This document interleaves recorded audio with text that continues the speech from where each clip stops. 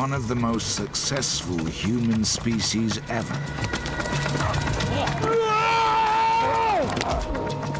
For 250,000 years, they dominated Europe, a continent ravaged by ice ages and stalked by wild animals. Then, 35,000 years ago, they faced the ultimate challenge: the arrival of another human species.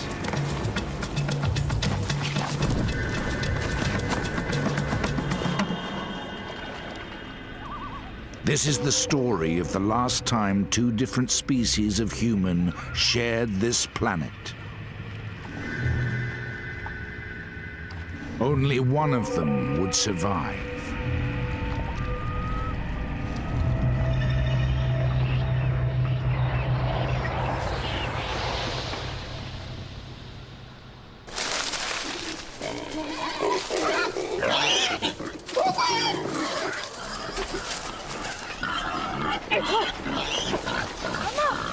It's first light. The daily routine has already begun.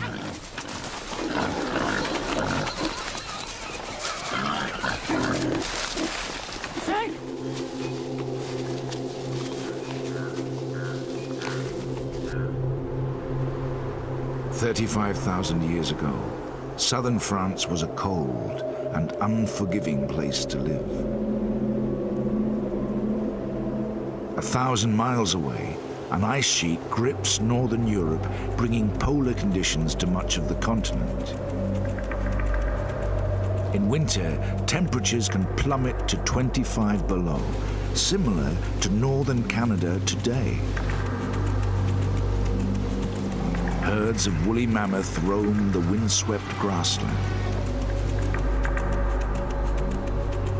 The forests offer refuge for bison and red deer.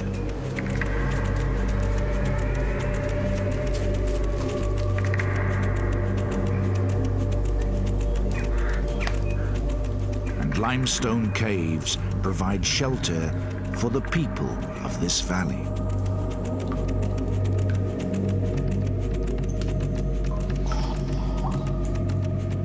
These are the Neandertals, the first human species to adapt to this harsh and frozen continent.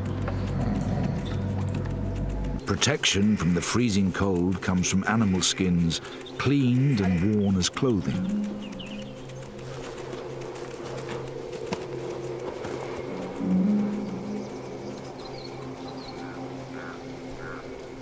To prepare the skin, the mother first scrapes off fat and sinew with a sharp flint blade. She uses her teeth as a vise.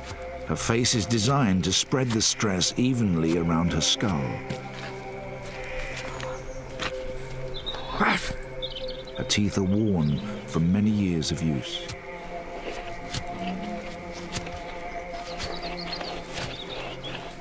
There are only 2 women in the clan. An old man, 3 adult males and a young boy make up the 7-strong family group.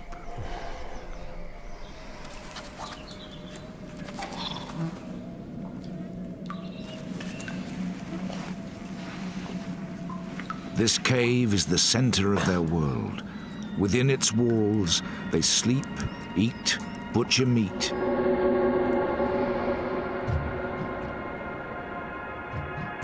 It has become priceless evidence that has revolutionized our vision of the Neanderthals.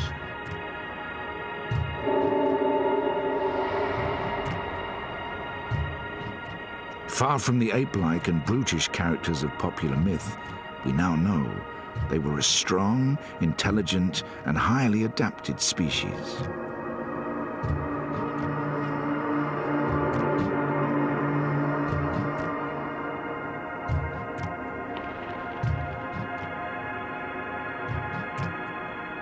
The latest scientific techniques have revealed incredible details about their lives. Fractured and withered bones reveal how their lives were plagued by injury and disease. And even how some met violent and unexpected deaths.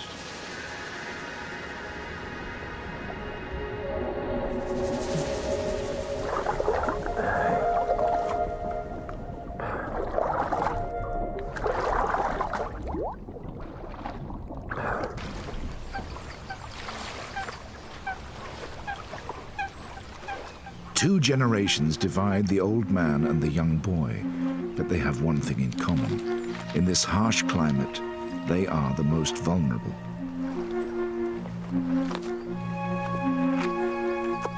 Childhood is the most dangerous time. Nearly half of the Neanderthal fossil record consists of children under the age of 11. Oh, Morgan!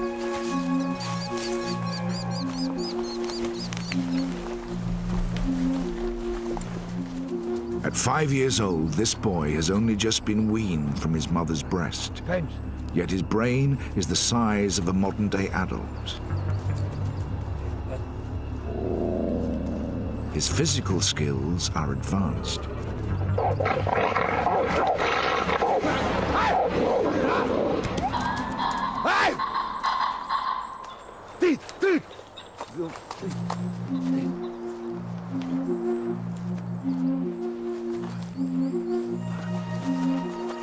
It's just as well. In an environment like this, you either grow up quickly or you die.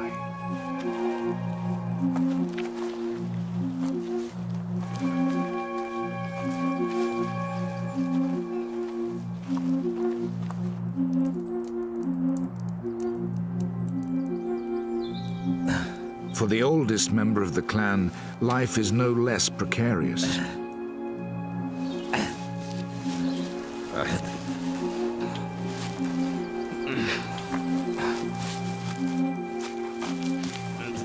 He's 43 years old, but injury and exertion have broken his body, hastening old age. Already he's living on borrowed time. 4 out of 5 Neanderthals never get to see their 40th birthday.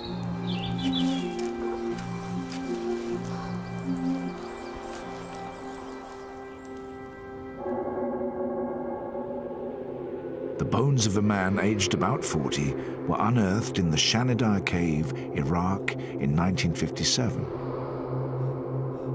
Scars on his ankles and ridges on his kneecaps reveal he was already crippled with arthritis.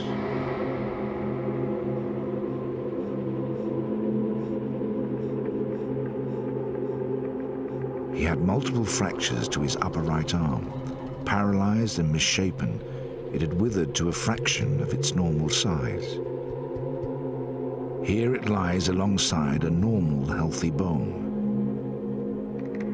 The lower half of the arm is completely missing, severed above the elbow by some traumatic event in his life.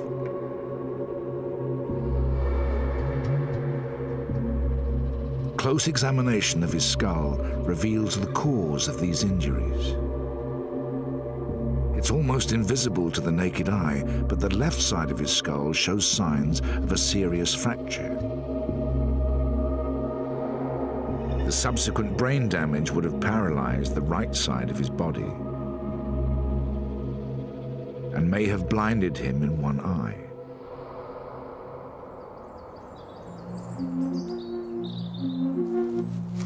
Corn. Done.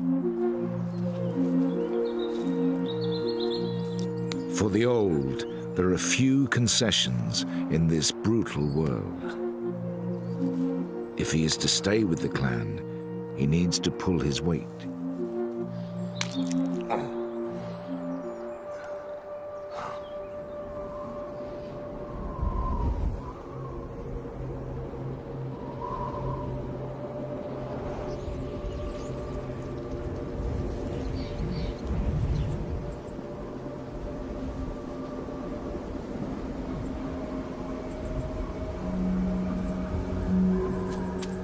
Neandertals are a territorial species. This clan's territory is around 27 square miles, the range of an average day's hunt. Some distance from the cave, the clan's 3 brothers have picked up the scent of prey.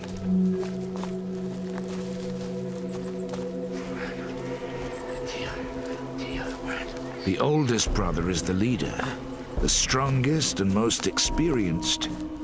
He orchestrates the hunt.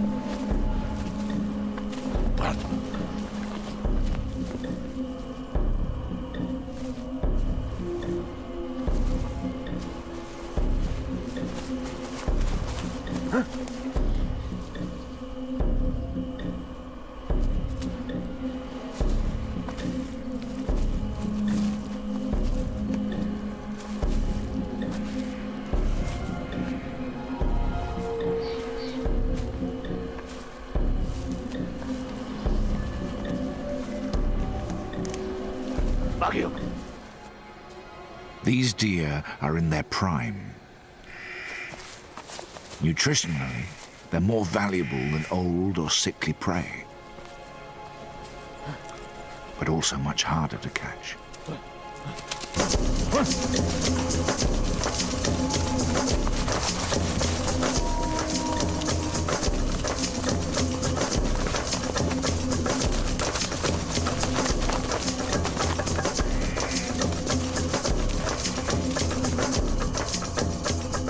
The Neanderthals' world was much smaller than the one we know today. Arctic tundra in the north and vast stretches of desert and sea to the south restricted their range to Europe and Western Asia. Even at their peak, it's estimated that as few as 100,000 Neanderthals may have lived within this border.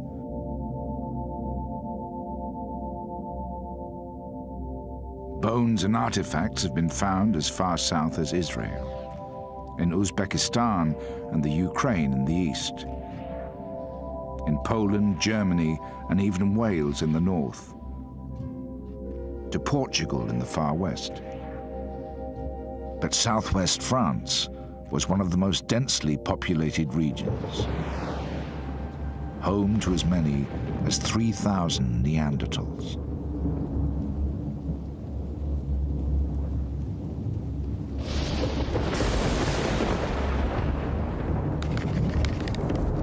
The hunt has not been successful.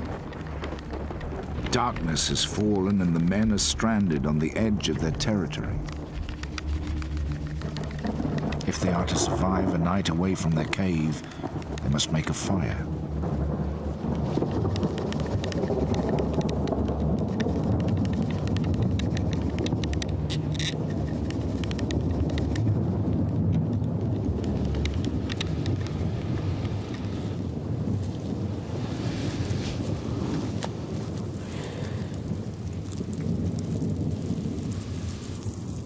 Neanderthals were not the first to use fire. It had been known to humans for over 500,000 years. But their skill in harnessing it is key to their survival in this frozen continent. Fire provides warmth, of course. At night, temperatures can fall by 10 degrees. But in the open, fire is also their main means of protection.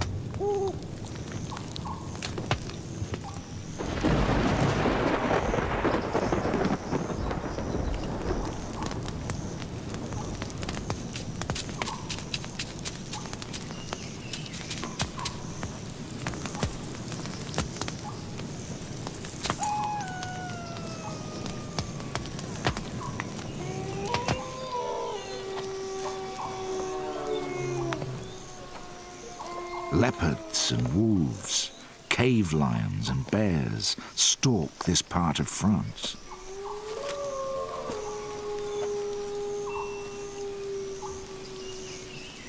Neanderthals are not just the predators, they are also the prey.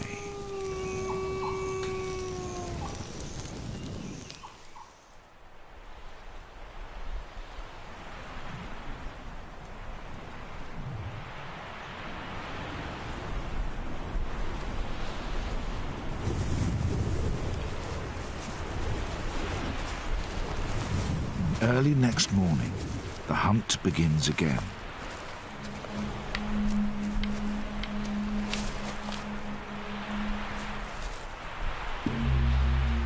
This time their target is neither deer nor bison.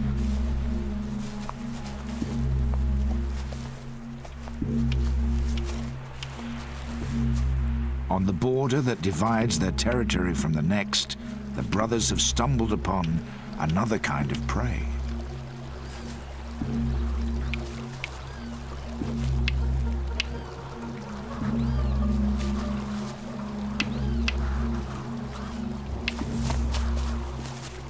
One more precious to the long-term survival of their clan.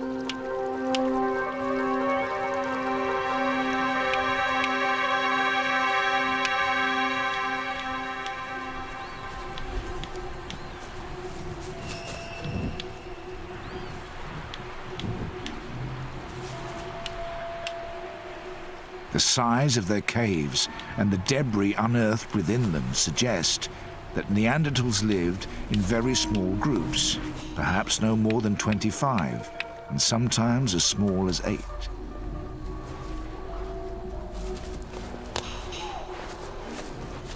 Small enough to avoid putting pressure on scarce resources, but too small to ensure the survival of the species without some interaction with other groups.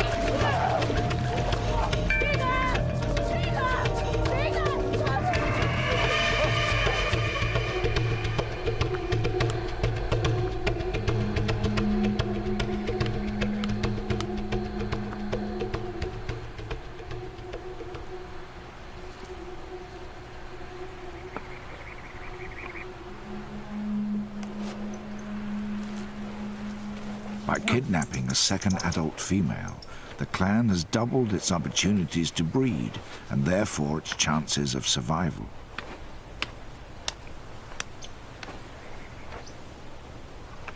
The fact that Neanderthals were territorial makes it likely they were male kin bonded, organized around fathers, brothers and sons.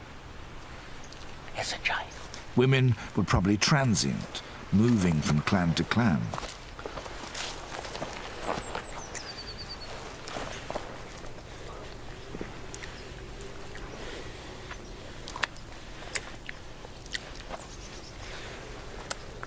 To have survived as long as they did, Neanderthals must have exchanged women.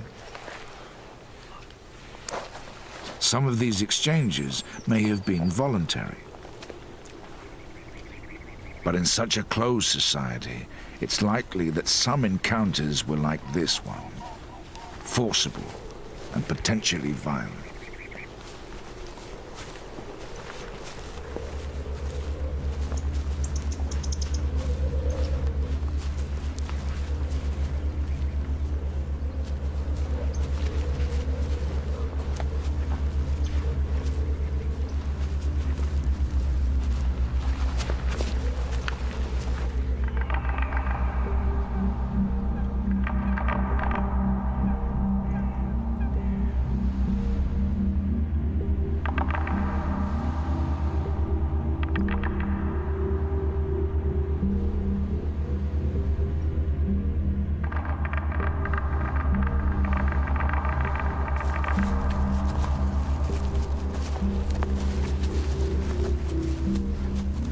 The men returned to the cave after 3 days hunting.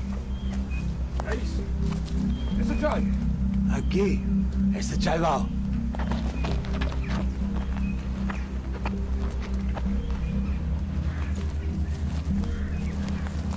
Their catch is unexpected.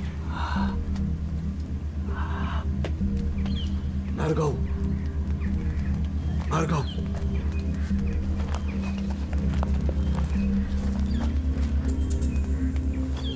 To the dominant female, the newcomer poses a threat to her position in the clan. She must quickly assert her authority.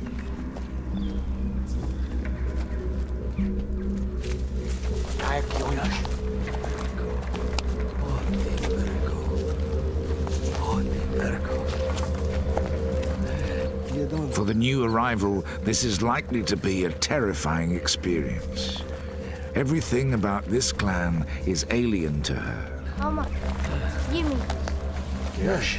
Their smell, their clothes, French. their hair.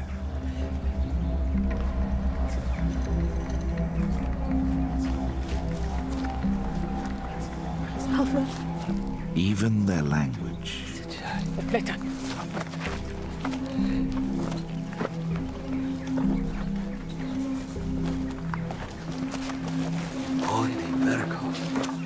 For years, many scientists believed that Neanderthals did not possess language. Mama, Yumi. They assumed that, like other primates, they communicated using only gestures and calls.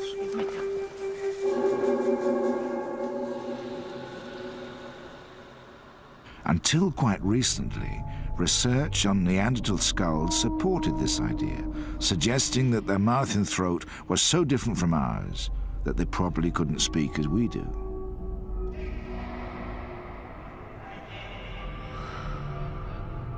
But in 1983, a discovery at Kibara Cave in Israel turned this debate on its head. These three tiny fossils make up a bone called the hyoid. They sit in the throat, holding the muscles and flesh of the vocal mechanism in place. The Neanderthal hyoid is almost identical to ours and is the most compelling evidence yet that their throat was designed for speech. It may well have been more limited than ours, but it now seems certain that Neanderthals had a language of their own.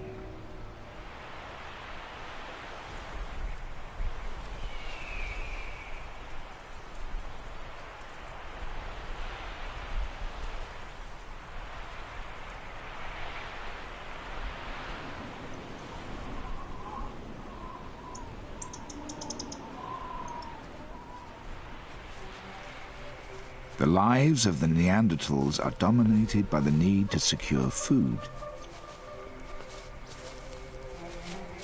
At the age of 11, the youngest woman in the clan has not been hunting for long. Her prey is small, but it's fast, and she has to be skillful.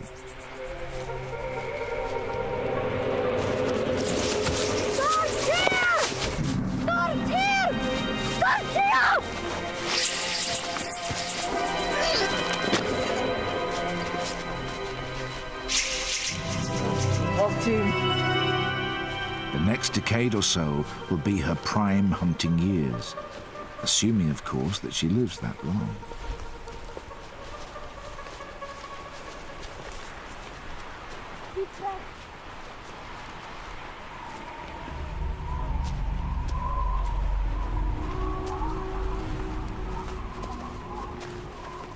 The Neanderthals' world is a dangerous one. Almost all the adult fossils discovered so far reveal some kind of serious injury.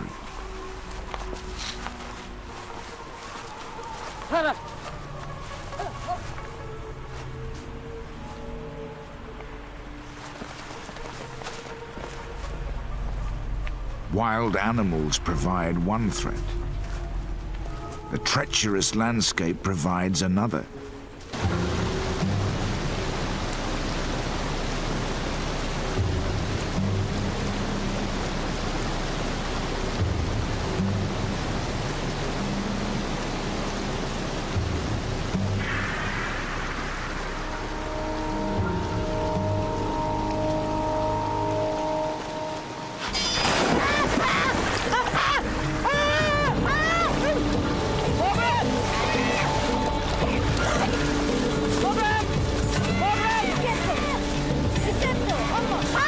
Meltwater from snow has swelled the volume of the river.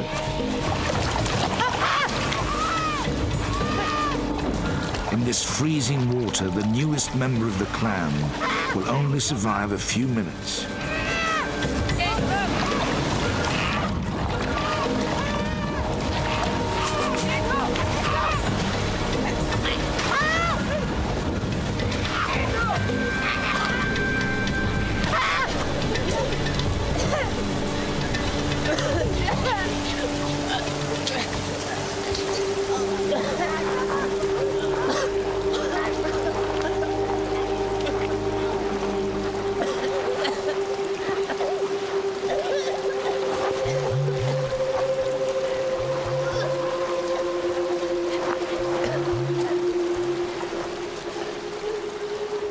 This rescue has a selfish motive. The clan need the new female too much to let her die. Without them, she stands little chance of survival.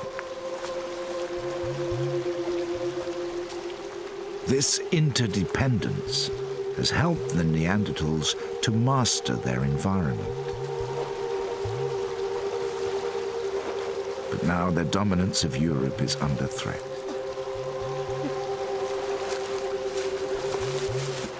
In the last few thousand years, a new species has arrived here.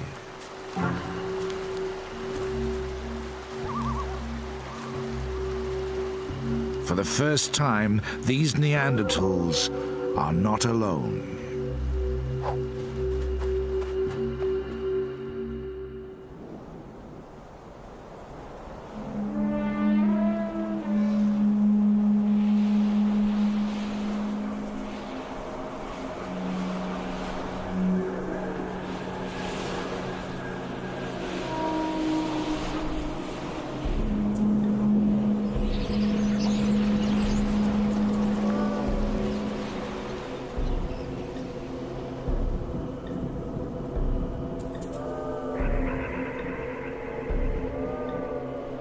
The men have returned to the hunt.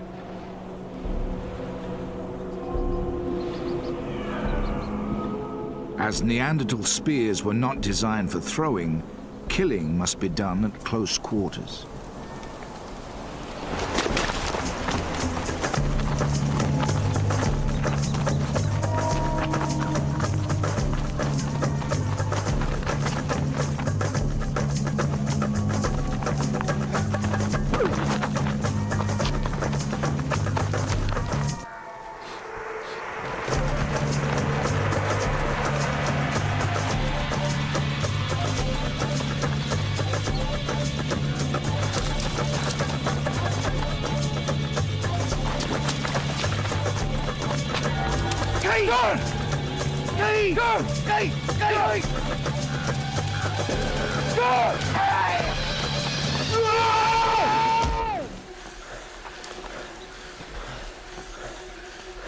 Driving the deer over a cliff makes it less likely that the men will injure themselves.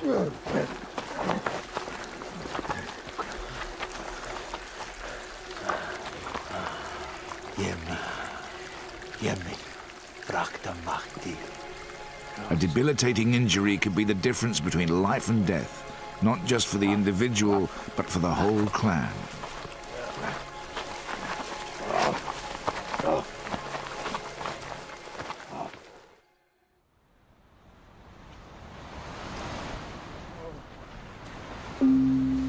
All that remains is to carry the kill the 6 miles back to the cave.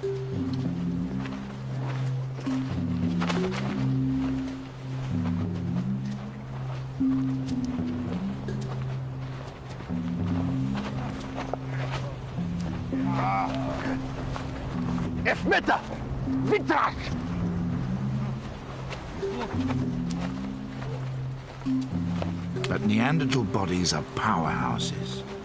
They've evolved to take this kind of strain.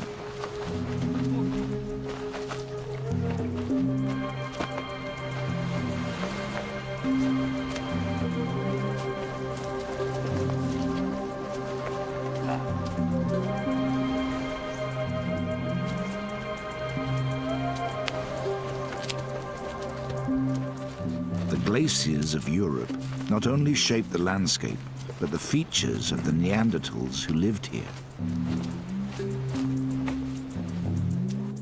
Their bones grew strong in direct response to the stress they were subjected to.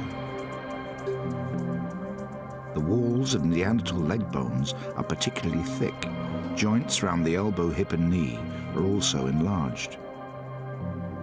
Shaped by the habitual pressure of living life as a Neanderthal, they also show signs of bowing.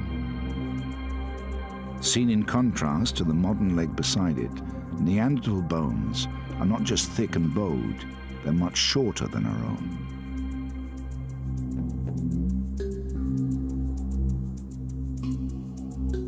Short, heavy bodies reduce the skin's surface area, helping to maintain a high body temperature. Even their noses evolved to cope with the extreme cold weather.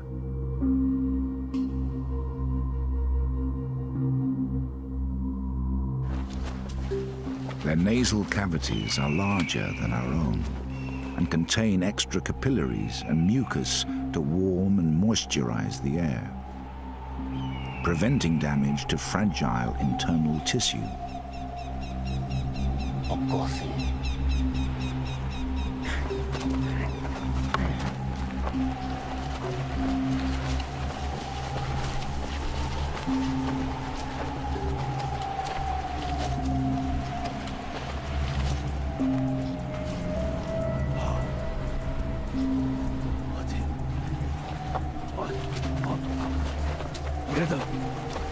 This combination of features makes Neanderthals the first human species specifically adapted to a cold climate.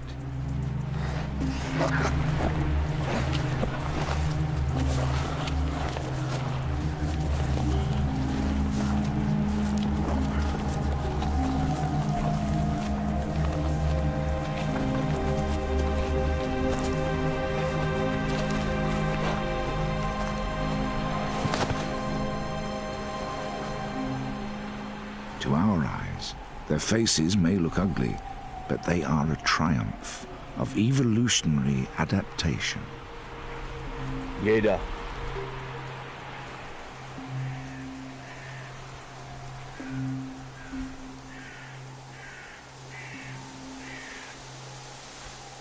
Now, the Neanderthals face a threat for which evolution has not prepared them.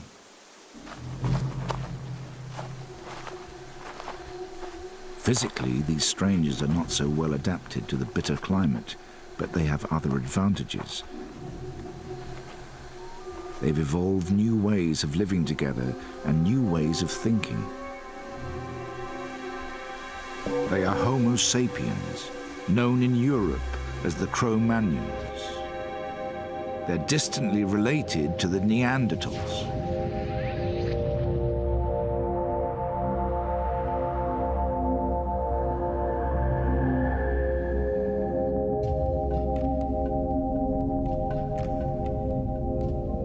One and a half million years ago, a human species called Homo erectus emerged from Africa into Asia and later into Europe.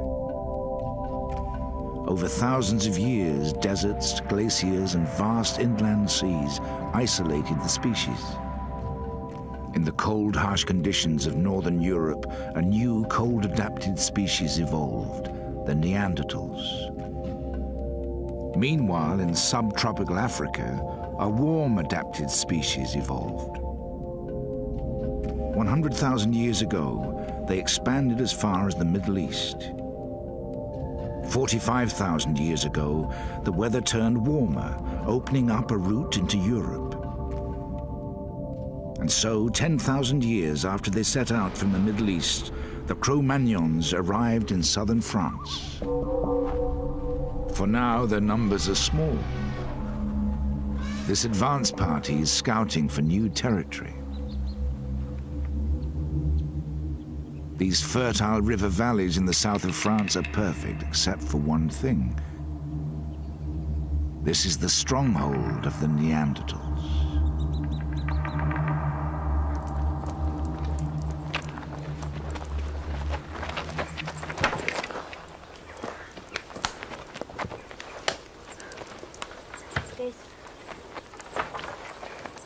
The fresh kill is a welcome sight.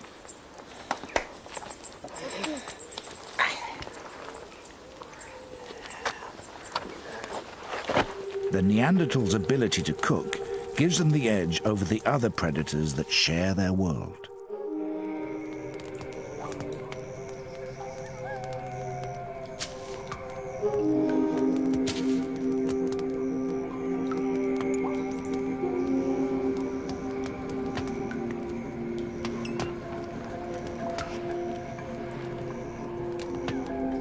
Grooming is the glue that bonds the clan together. It's a form of communication, demonstrating loyalty, affection, and trust.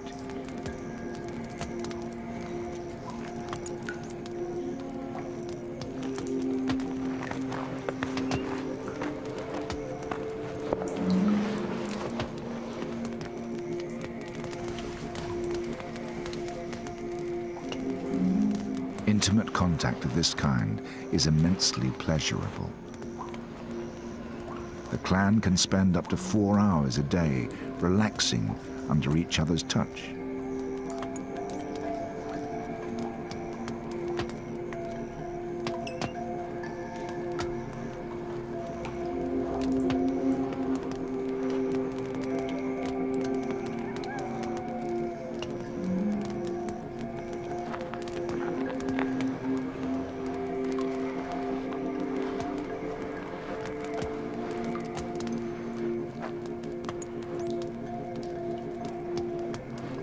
These strong emotional ties have forged the clan into a resilient, self-sufficient unit.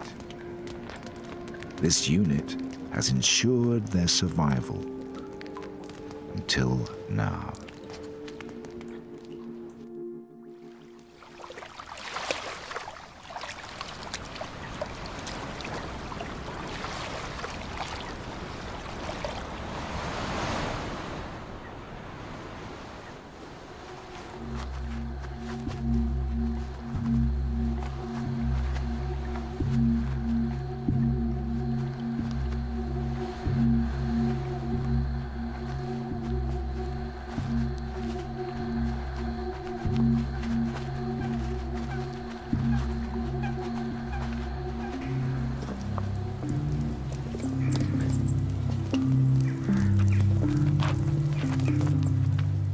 The strengths which have sustained the Neanderthals for thousands of years are about to become weaknesses. Ironically, they are so well adapted to this world that it's hard for them to cope with the pace of change now taking place. The small size of their clan makes them vulnerable. Limited language skills make it hard for them to seek alliances with others. And their self-sufficiency blinds them to the threat that is now closing in.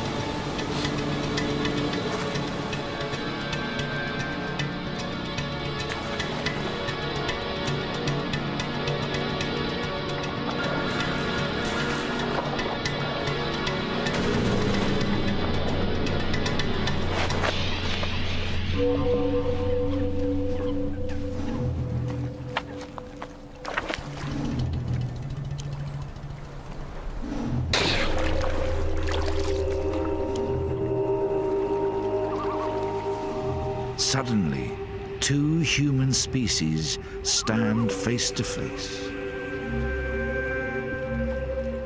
How will they react to each other? In this harsh world, is it possible for them to coexist? A fight for survival is about to begin. Nothing in this Neanderthal's life could have prepared him for this encounter.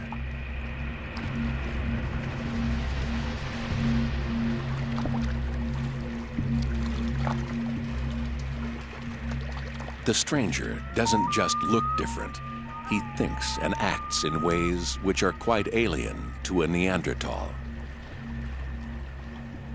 He is a new species of humanity.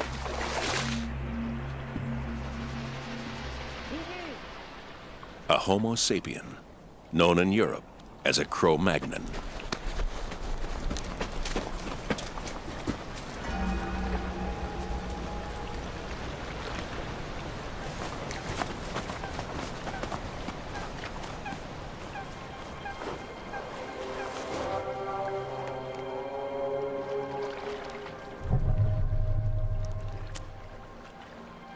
Seeing is one thing. Comprehending is another.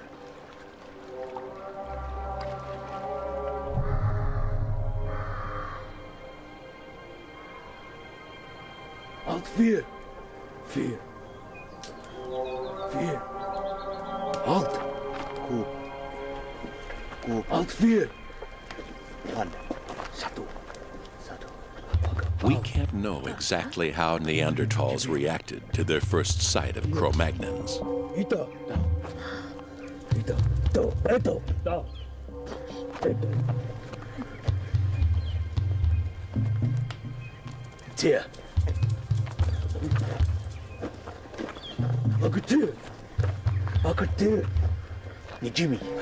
But coming from such a sheltered world, it may be that they simply did not understand the significance of what they saw.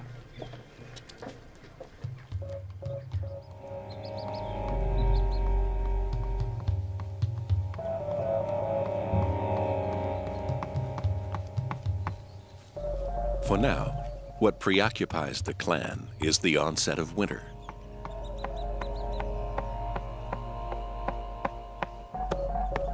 They are one of the smaller clans living in this part of France. The old man and the young boy, 3 adult men and 3 women, are the entire family group. All of them will need to play their part if they're to survive the next few months.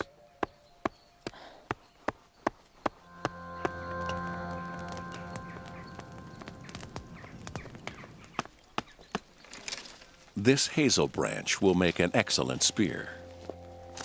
But the young female will soon be taking a break from hunting. She's almost 8 months pregnant.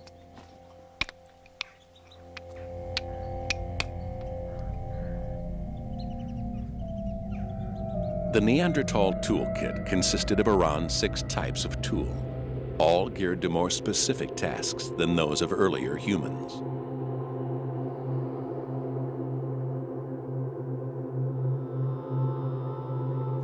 Hand axes, shaped to fit snugly in the palm of a hand, acted as a multi-purpose tool used to crush bones and cut wood. Side scrapers were used to prepare and soften animal skins. Triangular points were used as knives or could be hafted to make tips for spears. The Levallois blade was their greatest technological achievement. Some had cutting edges just 1 molecule thick, 5 times sharper than a surgeon's scalpel.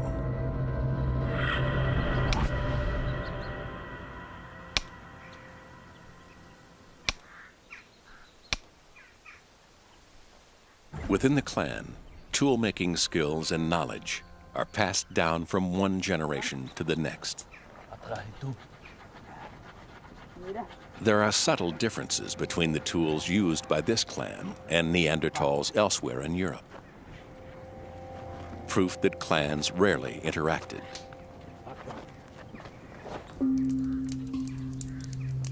The dominant female strengthens her spear in the flame. It's an effective weapon, but not a new one. It's been around for 500,000 years, even longer than the Neanderthals themselves.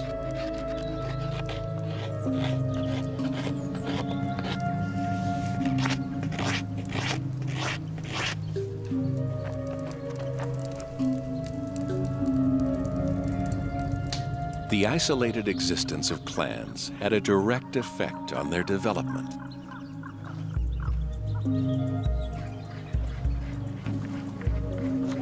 Limited interaction meant there was little chance to exchange new ideas and techniques. Atrahido. The result was that Neanderthal tools changed little in 250,000 years.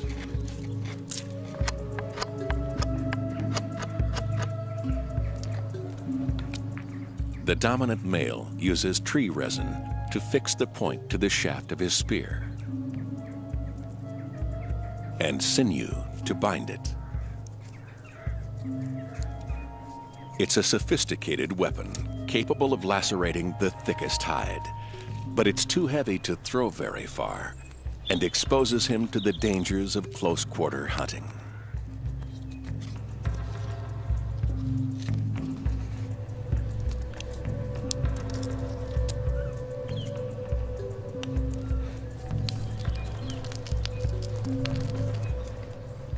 Were Neanderthals capable of innovation? Did they have the cognitive skills to develop new ways of doing things? Buried in the archaeological record is tantalizing evidence that they did. 35,000 years ago, a remarkable transformation took place. Neanderthal tool-making techniques began to change.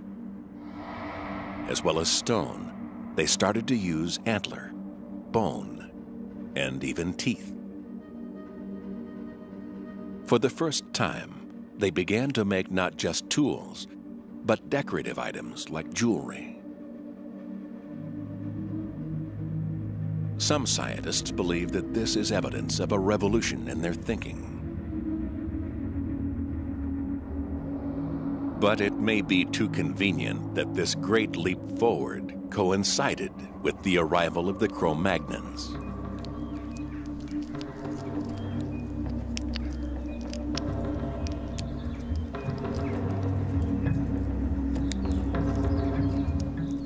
The Neanderthals may simply have been copying Cro-Magnon techniques, without ever grasping what these signs and symbols really meant.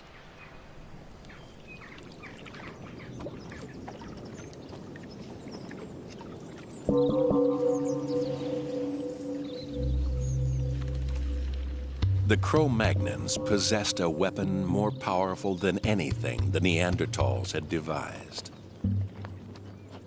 A brain which, while no bigger than a Neanderthal's brain, was capable of new ways of thinking.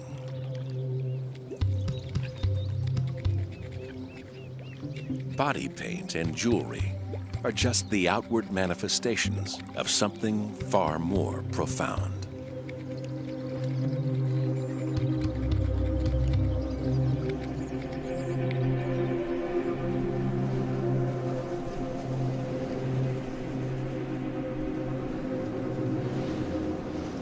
Winter has arrived. Red deer have migrated south in search of warmer weather. The balance between the food supply and the needs of the clan is delicate at the best of times. The arrival of the Cro-Magnons now threatens to tip the scales.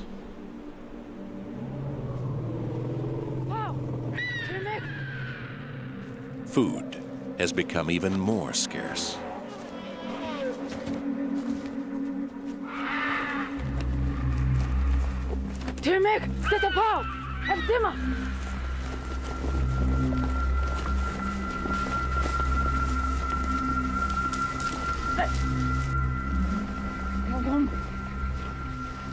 Killing a mammoth is a dangerous undertaking. For these women, one of them heavily pregnant, the risk is too great.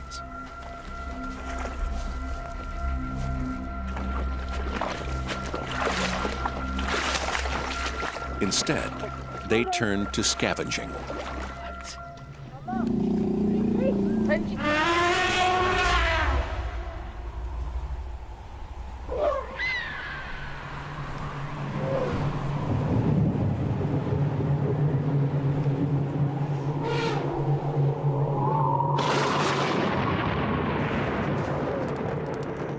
As day turns to night, temperatures plummet below zero.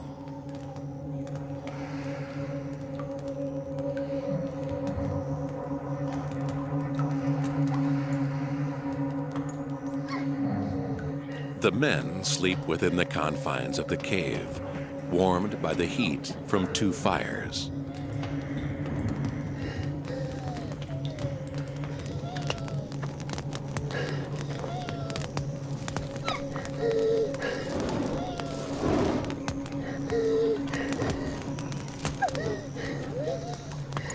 But for the clan's women, there will be no rest tonight.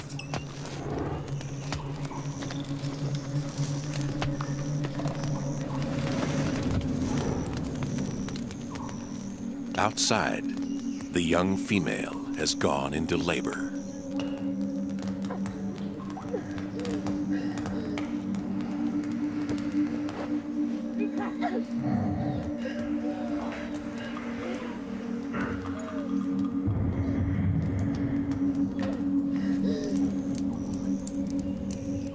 This is a dangerous time for her. Neanderthal babies were bigger than babies are today.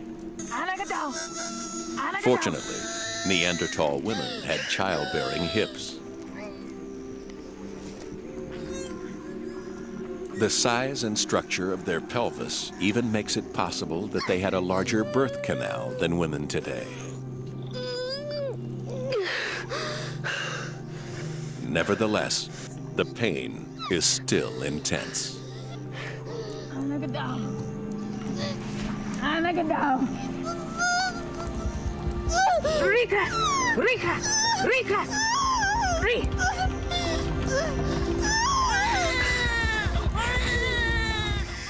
The baby has been born safely.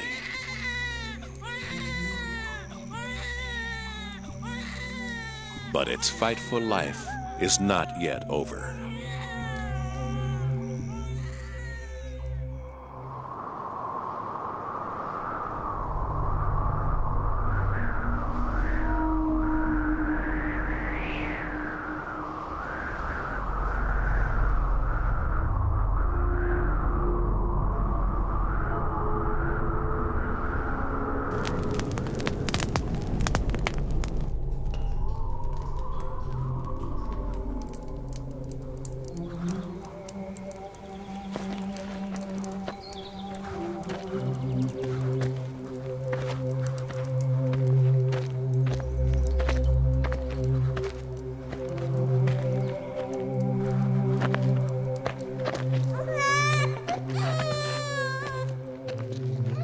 The baby has arrived in the depths of winter.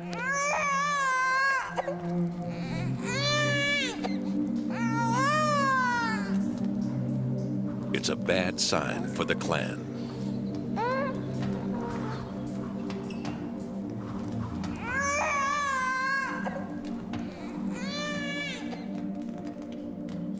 The new mother will breastfeed her child for the next 5 years.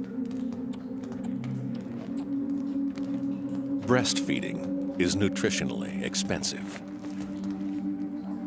She'll need around an extra 1,000 calories a day to produce enough milk for her baby. And during this time, she will be less able to hunt.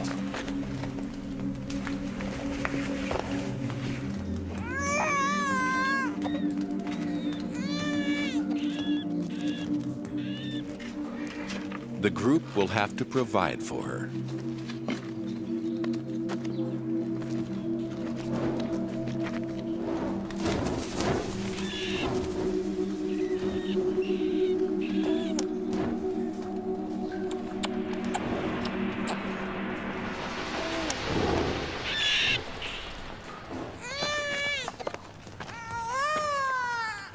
As the weather grows colder and food scarcer, it's a burden they can ill afford to bear.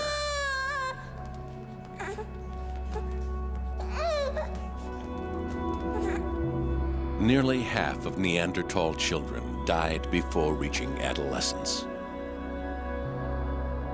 Fragments of skeletons and skulls many with their adult teeth still not descended from their gums, make up much of the fossil record. Defects in their dental enamel suggest that starvation was one of the greatest killers. But it's the remains of babies that provide the most poignant evidence of how harsh life was. Tiny skeletons have been found in shallow pits, suggesting that their untimely deaths were mourned. However, at a site in Israel in 1983, the skeletons of 2 babies were discovered among animal carcasses and waste, implying that they were not valued and may not have died of natural causes.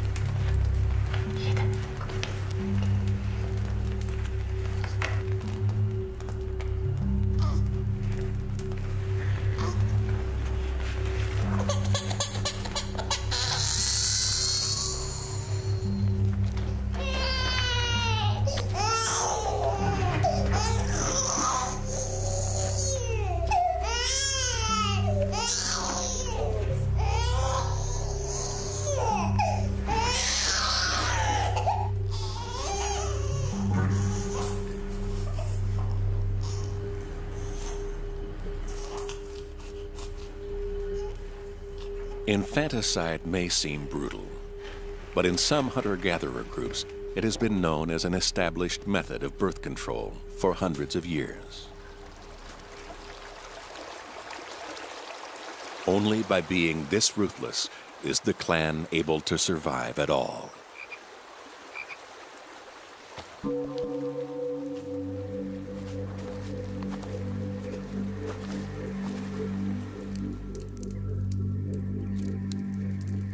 Now, the balance between life and death is becoming even more fragile.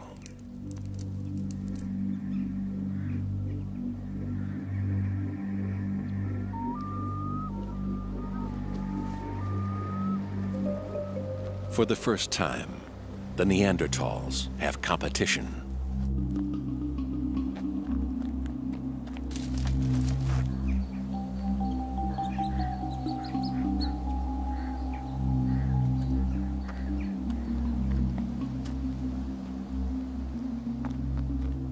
The Cro-Magnons have different strategies for survival.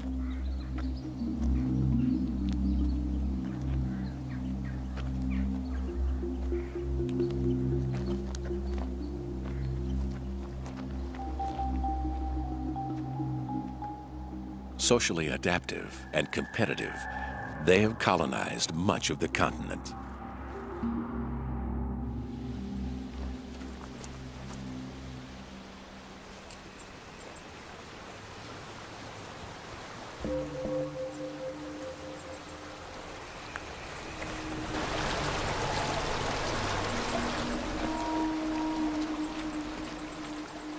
Small and self-sufficient, the clan is unlikely to seek confrontation with the Cro-Magnons.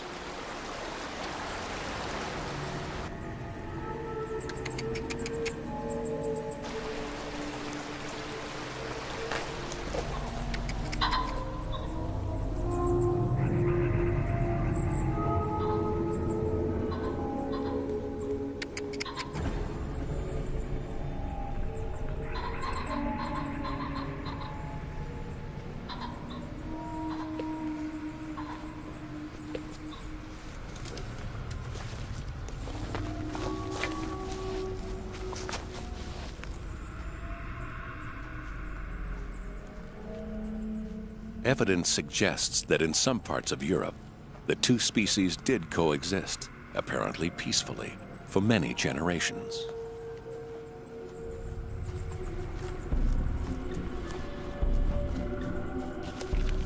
However, in this part of France, the shift from Neanderthal to Cro-Magnon settlements was much more dramatic.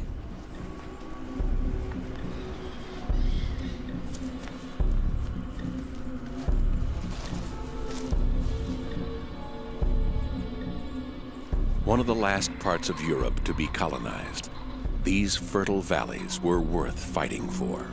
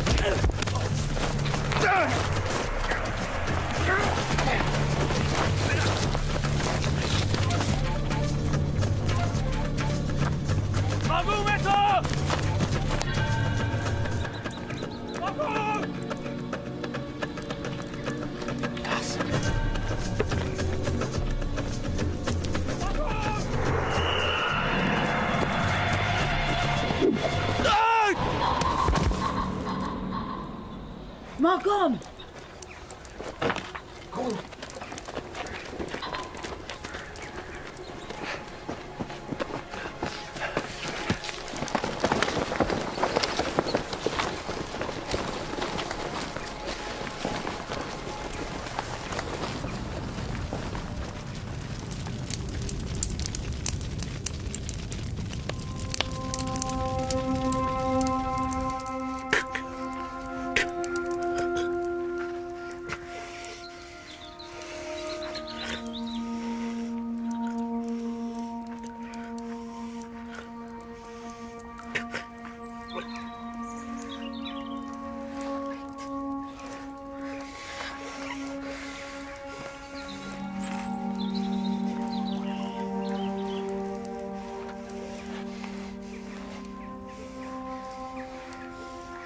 The spear has punctured the dominant male's lung. He's lost a lot of blood, and his life hangs in the balance.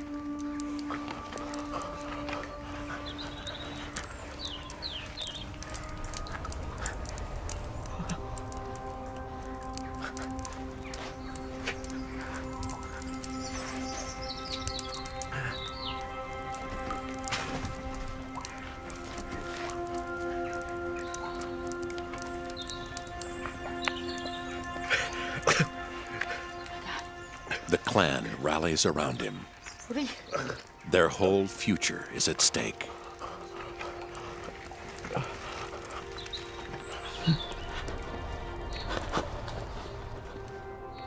To reveal the darker side of Neanderthal life, scientists sometimes end up playing detective.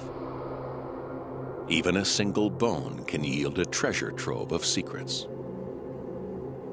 In 1953, at the Shanidar Cave in Iraq, researchers uncovered a Neanderthal rib.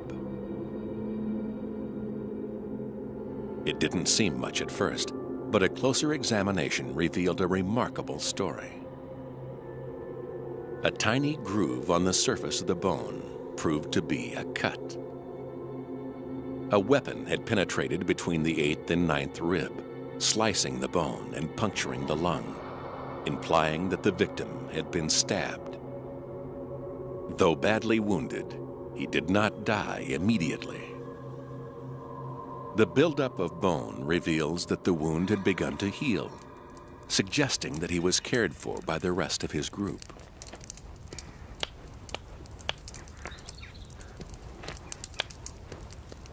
The members of the clan know a great deal about the healing properties of plants.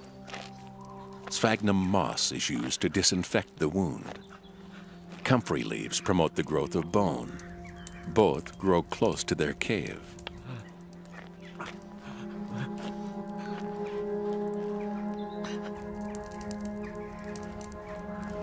But with an injury this serious, there's only so much they can do.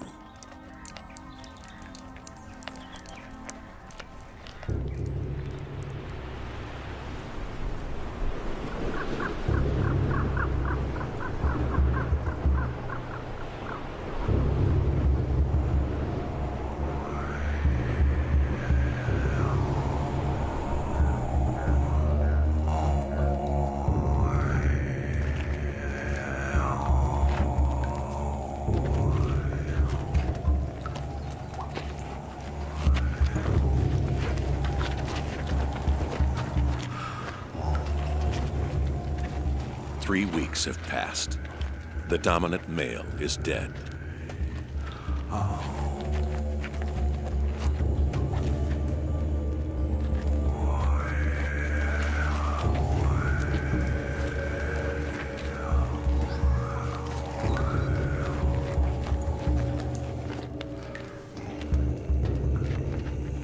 We cannot know for certain whether his clan experiences a sense of loss or grief.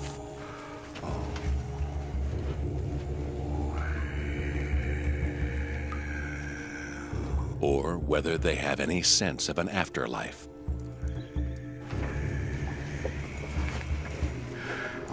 But their treatment of their dead relative reinforces their humanity.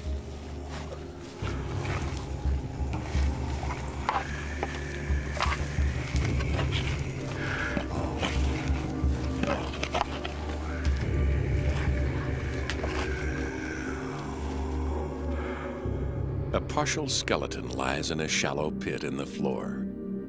His right arm folded over his chest, his left hand on his stomach.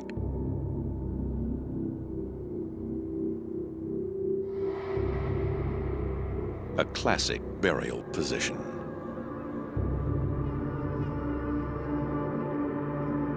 This body, found in a cave in Israel in 1983, has been the subject of much debate. Scattered around him were animal bones and teeth. Some scientists claim this is evidence of ritual. In another grave in Iraq, traces of pollen suggest that flowers might have been placed in the grave. But these claims are controversial. These grave goods may just have been debris that littered the cave floor. Neanderthal burials may simply have been a practical way of disposing of the dead.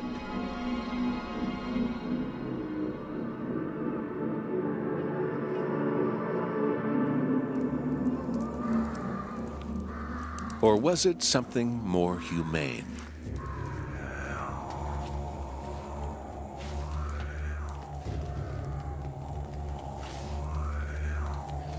Inside the cave, the body would have remained close to the clan and safe from scavenging animals.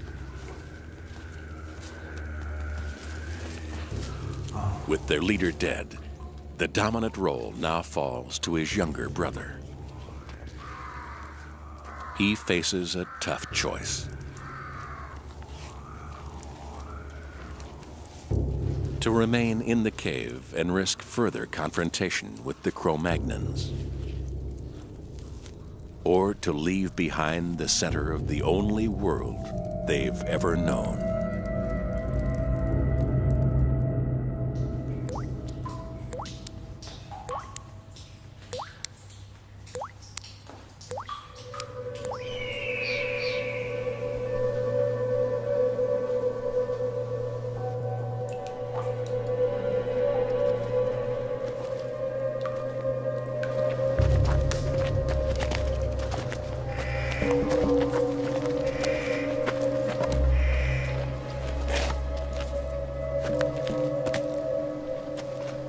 Ange.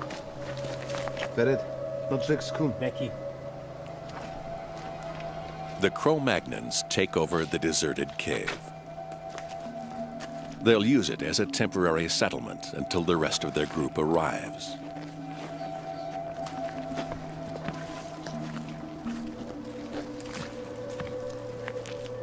The fossil record shows that Cro-Magnons took over Neanderthal sites and made them their own.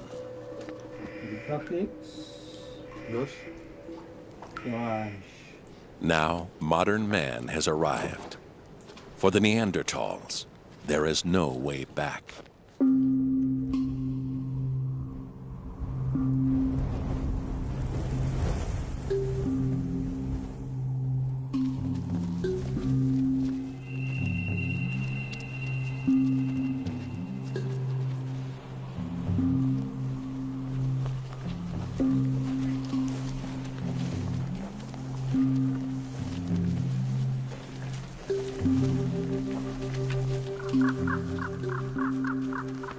The clan has been driven west toward the coast, out of the path of the encroaching Cro-Magnons and toward the very edge of Europe.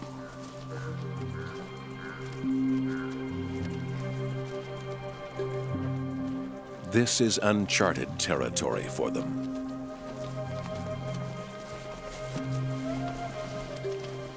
And the further they travel, the more vulnerable they become.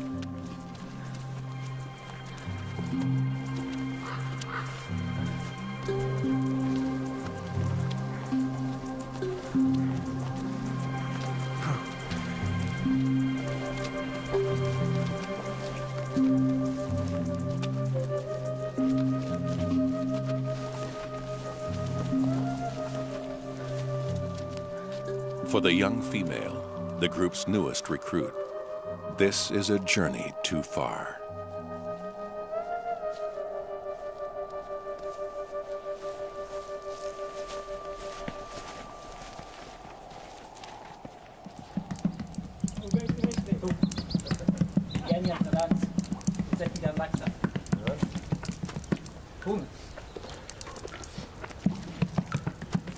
Physically, the Cro-Magnons are less well adapted for life in this cold climate. But they've developed tools that allow them to live anywhere they choose. Harpoons to kill fish when supplies of red meat dwindle. Needles made of bone to tailor clothes. But their most powerful tool is language.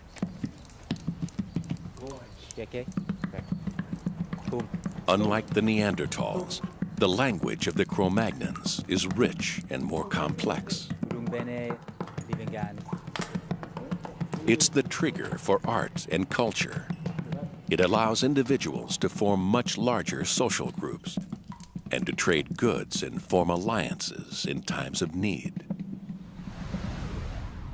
These new ways of living had devastating consequences for the Neanderthals.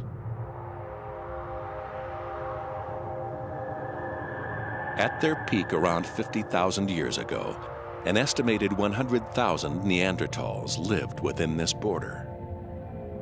But the spread of modern man from Africa and the Middle East was relentless. In groups of up to 100 individuals, the Cro-Magnons colonized Europe's prime locations, monopolizing resources. The Neanderthals were forced out of their valleys onto the inhospitable mountain plateaus of Croatia and the Crimea, and west onto the rocky coastlines of Portugal, Spain, and France. By 35,000 years ago, their numbers had dwindled to a few thousand.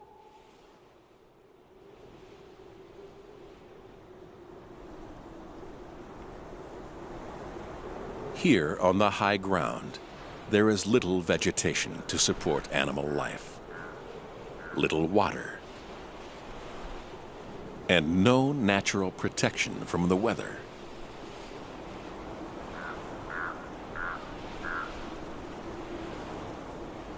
With wind chill, temperatures can be 30 degrees colder than in the river valleys below.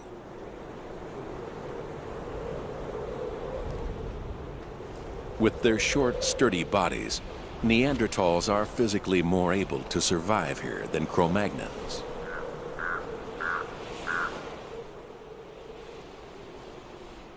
But nothing in their evolutionary past has prepared them for this impoverished existence.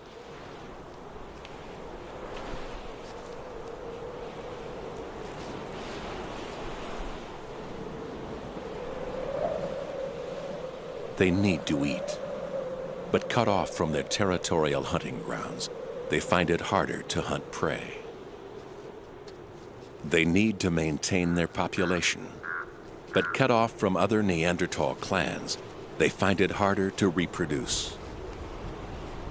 The ties that have bound them together are beginning to come apart.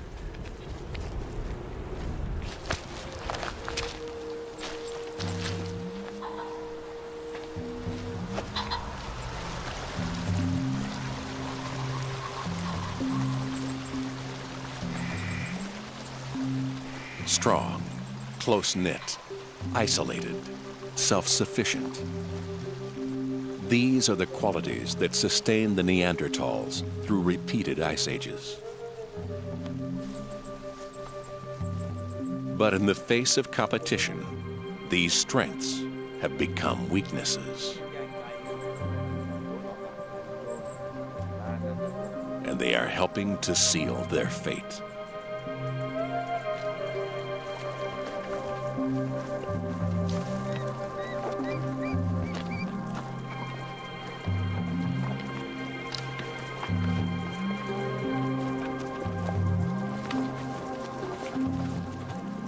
When the end finally came, it wasn't genocide or even a natural disaster.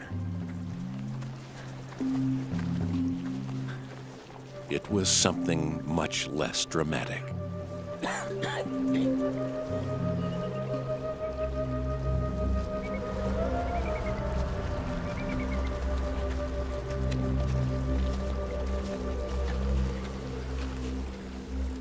Neanderthals were simply outcompeted by a species which came up with better strategies for survival.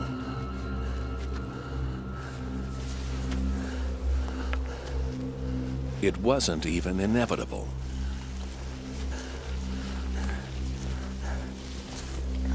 Had Neanderthal birth rates been only 2% higher, or their mortality rates 2% lower, they might not have become extinct at all.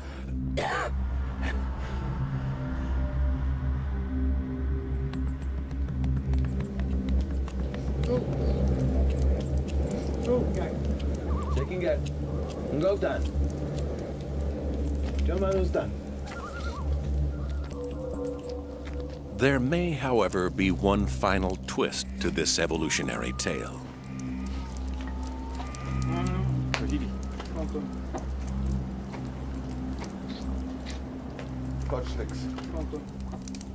Physically and culturally, the Neanderthals and Cro-Magnons were worlds apart.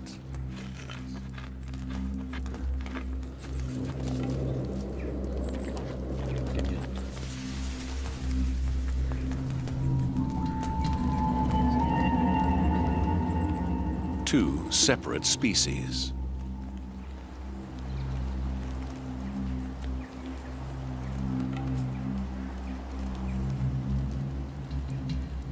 But both human and motivated by the same needs and desires.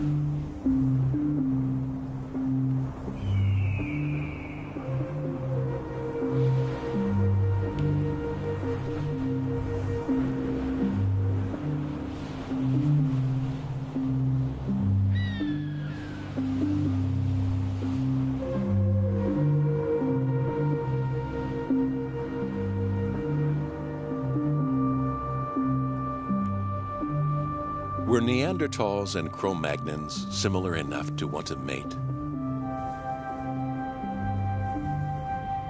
And even if they did, were their genes similar enough for a child to be the result? We'll probably never know.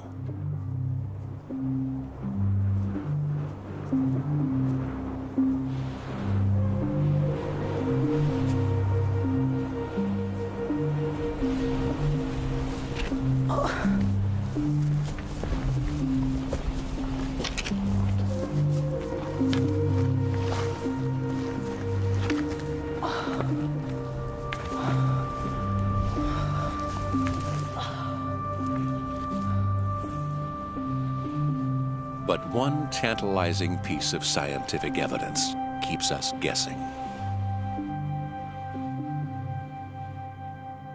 In 1998, in Portugal's Lapido Valley, archaeologists unearthed the remains of a 4-year-old child. Its body had been stained with red ochre and buried in a shallow pit. Deer teeth and a pierced shell were found close to the child's body. Small front teeth and the pointed chin seemed to confirm that this was a Cro-Magnon child. But the rest of the skeleton tells a different story. The limbs were short and strong, like those of a Neanderthal. Yet the Lapido child died about 3,000 years after Neanderthals are believed to have become extinct. Could this child be a hybrid, half Cro-Magnon and half Neanderthal? Scientists are still undecided.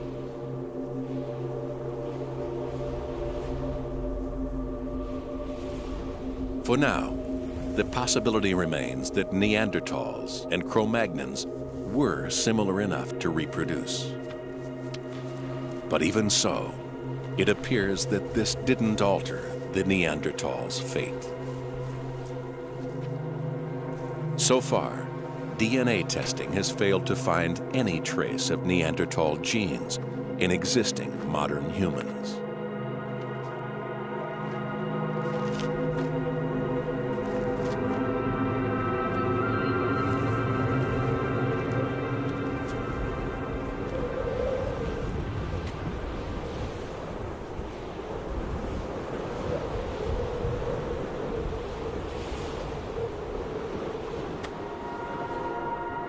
Around 30,000 years ago, in the remote outposts of southern Spain and Croatia, the last Neanderthals died, leaving only one human species, Homo sapiens, to inherit the Earth.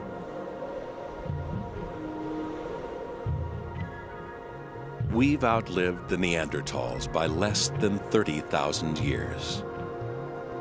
They survived 250,000 years, enduring the harshest climate the world has ever known. And yet, when the time came, like so many species before them, the Neanderthals too became extinct. Our staying power has yet to be tested.